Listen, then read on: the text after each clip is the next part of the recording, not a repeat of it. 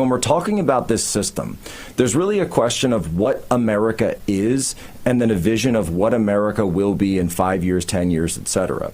So when you look at the 2024 election, obviously we know what Joe Biden is.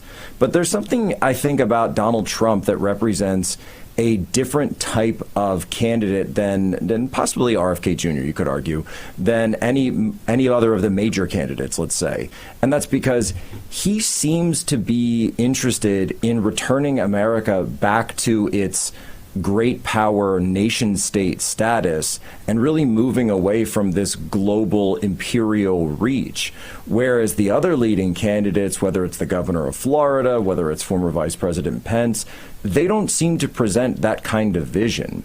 And so when I look at President Trump and, as you say, the populist movement that organically grew up during, honestly, it goes back to the financial crisis.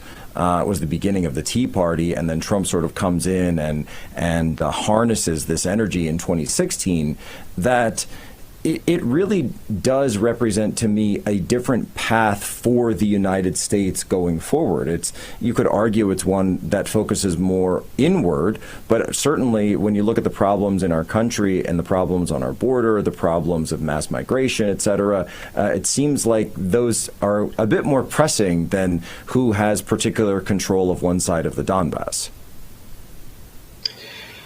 Right. No, absolutely. And, ultimately it is about resources, the small kind of illegitimate corrupt mafia that actually runs the U.S. and arguably has run the U.S. into the ground.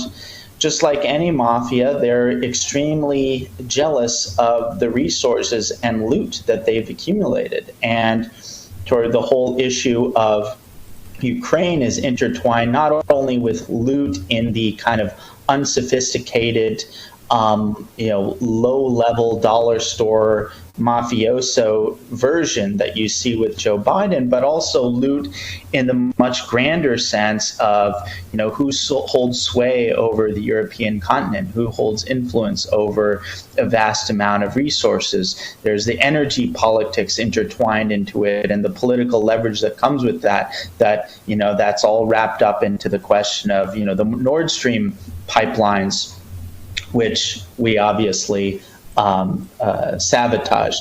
So there's a whole lot wrapped into it, and it is very important. But ultimately, I think the question is, there's this small mafia that's interested in preserving their loot, even over in China. It's about China is now used to be just kind of a non-threatening country that the people who ran the U.S. could use to dispossess the American middle class, enrich China. It was a factory. Yep, as a factory, dispossess the U.S. middle class, outsource to China, in so doing enrich themselves, but also enrich China.